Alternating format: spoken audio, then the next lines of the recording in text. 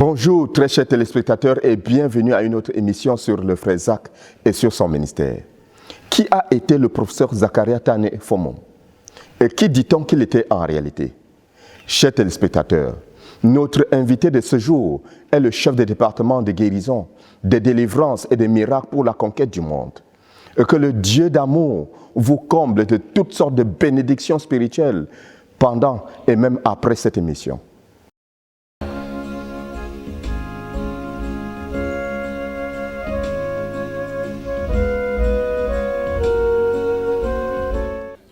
Pour moi, le frère Zach était d'abord un père, un très bon père. Et je vais commencer par relater le fait qui m'avait le plus frappé en lui, une anecdote. Un soir, j'ai eu une crise très sérieuse, un problème qui s'est abattu sur moi. Le lendemain, tôt le matin, je me suis amené chez lui. Je suis arrivé, j'ai trouvé son épouse, Momi Priska, qui était au salon. Je lui ai demandé s'il était là. Elle m'a dit oui, il est dans la chambre. D'autres personnes sont là, tu peux aussi entrer. Pendant que j'allais vers sa chambre, j'ai croisé les quelques personnes qui étaient là qui sortaient.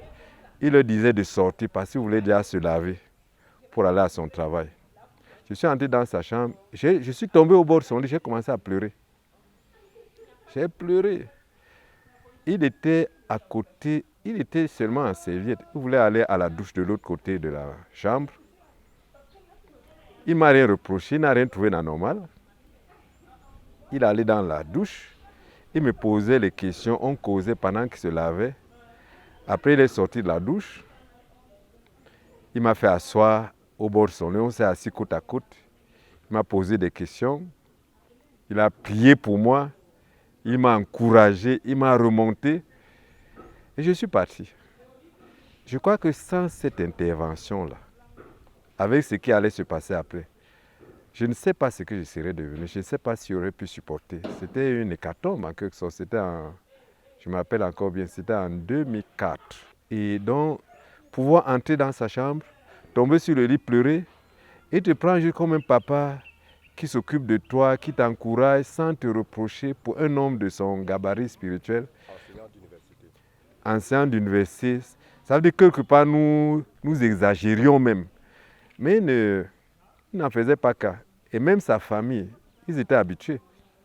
Comment j'entre chez lui, sa femme me reçoit au salon et me donne accès dans la chambre, disant que d'autres sont là, comme une affaire naturelle, normale. En fait, il n'était pas dirigeant comme quelqu'un qui cire des airs. Nous avions un père avec ses enfants. Il était un peu comme un père pour nous, avec qui on pouvait se comporter comme des enfants avec leur père.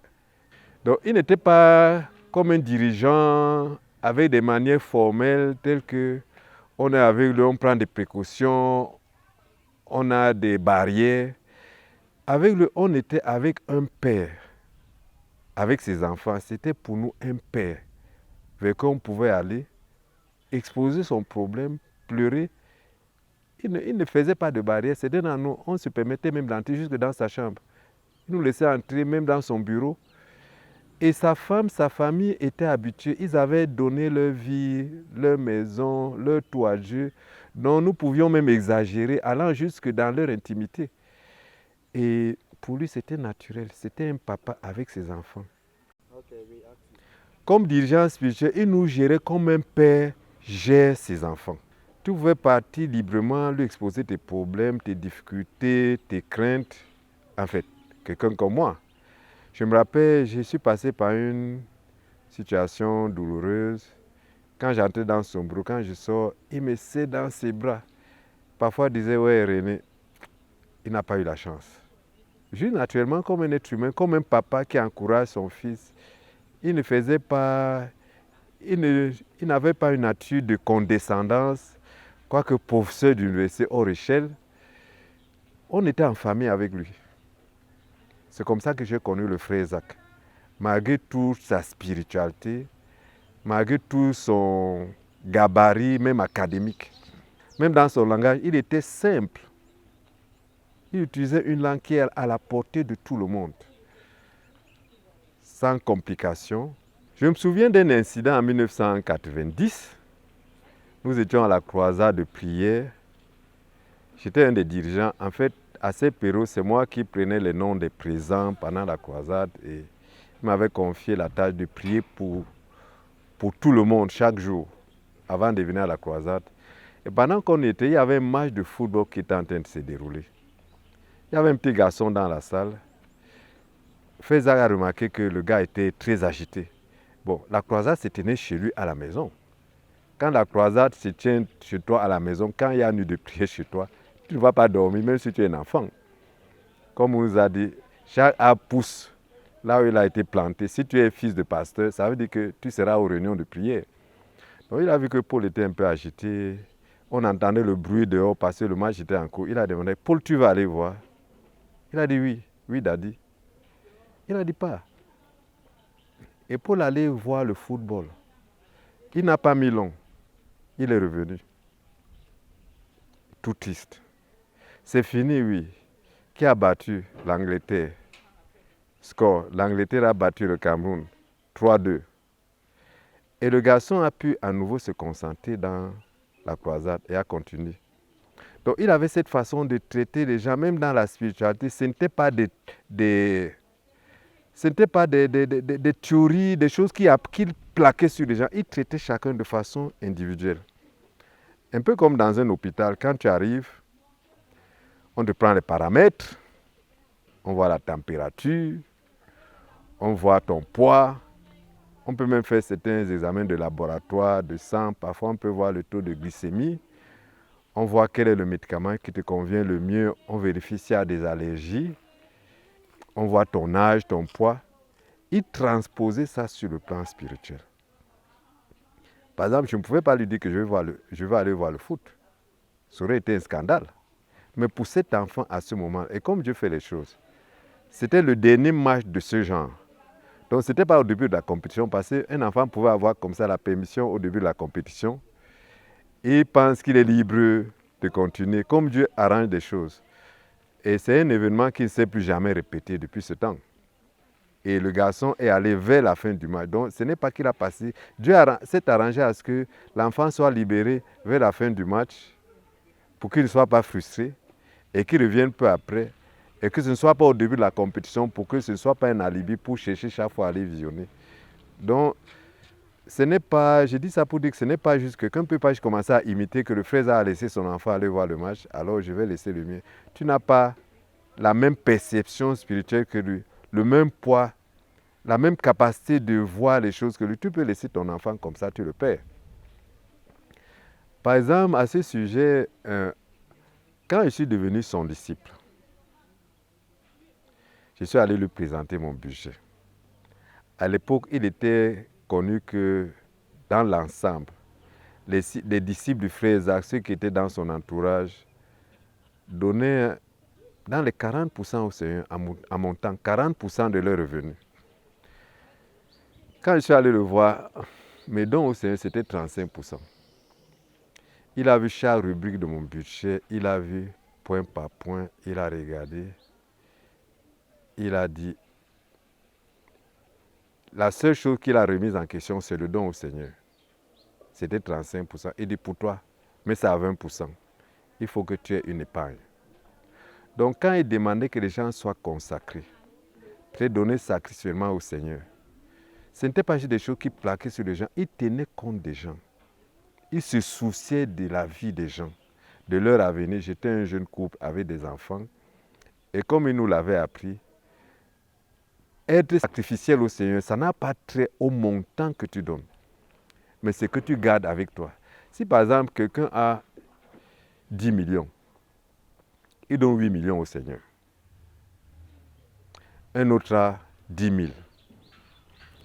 Il donne 4 000 au Seigneur. Celui qui a 10 000 a donné plus, a été plus sacrificiel. Parce que l'autre a jusqu'à 2 millions pour faire avec. Alors que celui qui a donné 4 000, il lui reste seulement 6 000.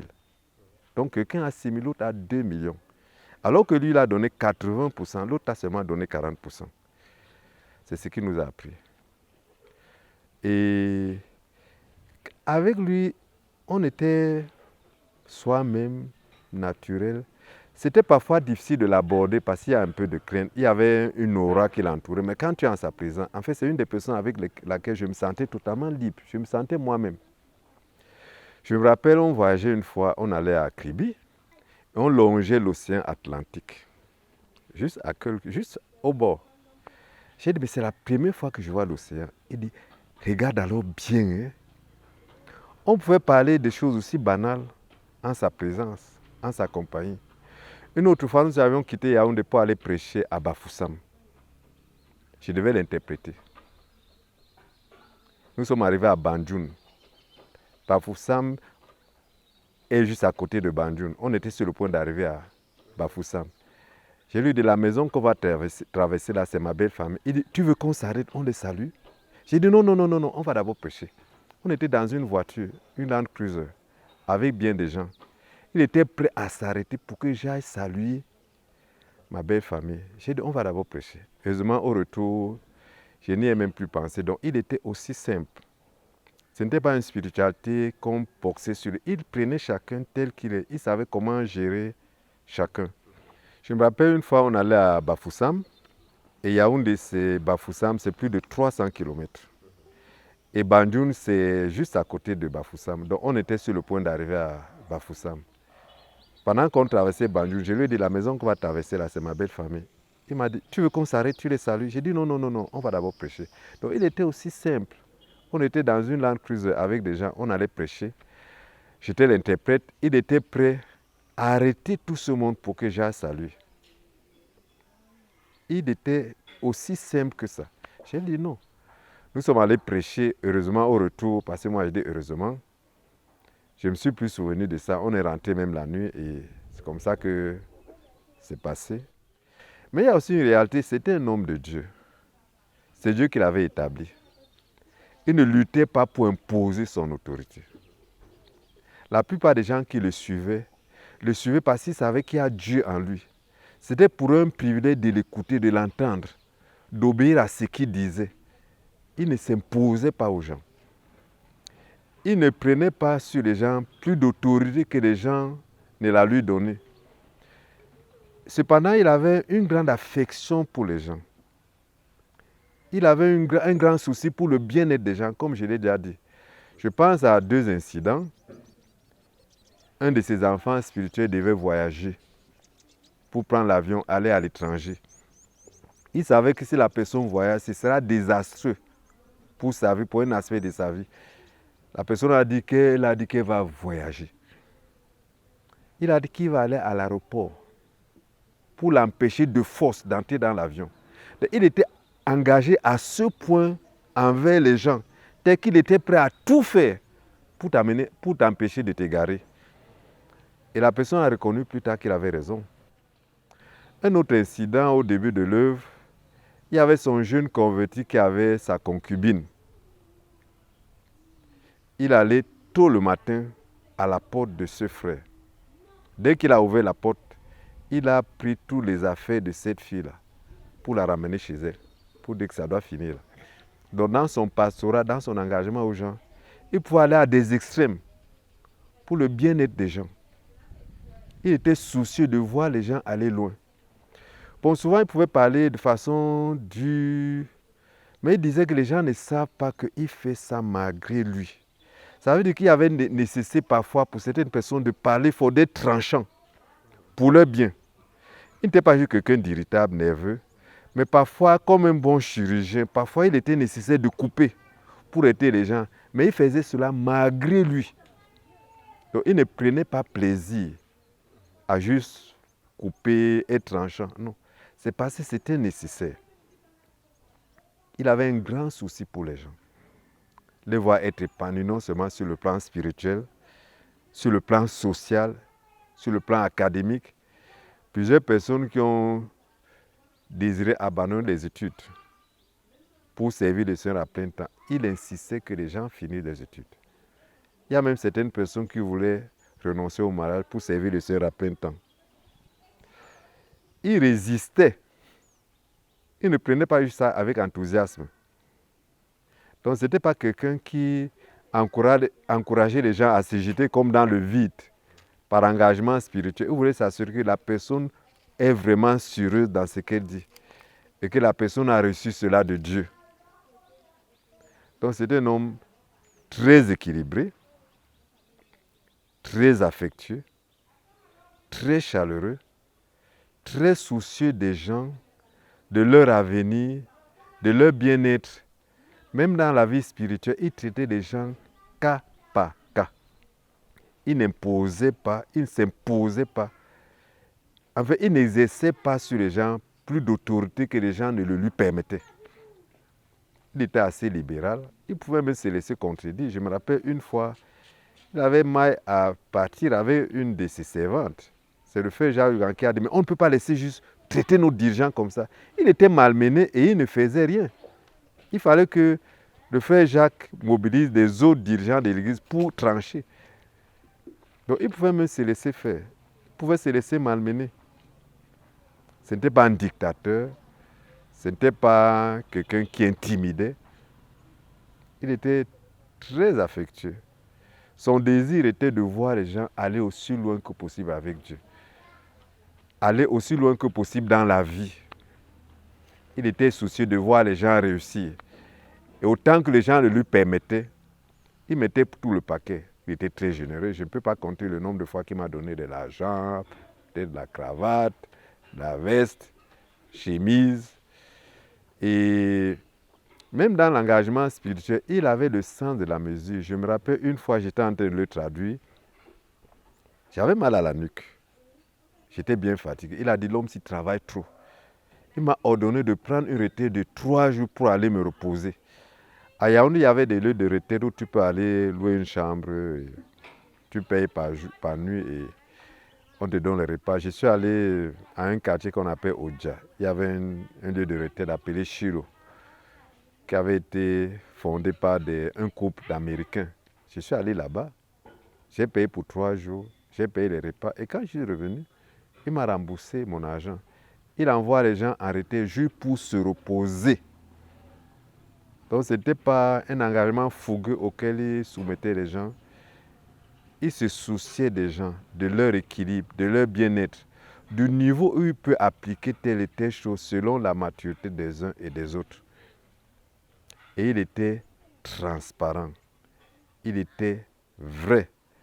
Je me souviens, au début de l'œuvre, il prêchait souvent et 2 jeunes filles chantaient. Une fois, on rentrait à la cité, je crois qu'on était seulement à 4 dans la voiture, c'est lui qui conduisait, pour conduire l'une des jeunes filles dans sa chambre à la cité universitaire. On a parlé d'une jeune américaine qui était tétraplégique, comme on dit, c'est-à-dire paralysée des mains et des pieds, qui venait de se marier. Il s'est écrié, elle fait l'amour comment? Moi, j'étais glacé. Donc, il pouvait parler de façon crue, il n'avait pas un langage religieux. Il appelait les chats par son nom. Il était juste lui simple, naturel. Moi, je n'étais pas encore habitué à lui à l'époque. Ça m'avait surpris. Donc, il parlait simplement de façon directe. Il était très compatissant. Il ne gardait pas les choses dans le cœur. Il pardonnait aisément. Il avait toujours le souci de ramener les gens qui s'égaraient. Il ne se fatiguait jamais de personne. Il avait un engagement entêté vis-à-vis des gens pour les garder dans le Seigneur et pour les faire réussir. Donc c'était ça le frère Zach. Pour nous, un père. Pour nous, un homme spirituel, mais dont la spiritualité n'était pas une terreur, une frayeur, mais un bienfait qu'il apportait aux gens, selon qu'ils étaient disposés à le recevoir et selon qu'on lui en laissait la liberté. Gloire à Dieu. Alléluia. Le frère Zach a été pour notre frère un père. Pas seulement un père, mais une personne capable d'écouter, capable de partager ses sentiments. Que le Dieu de bonté nous bénisse abondamment. Rendez-vous la semaine prochaine.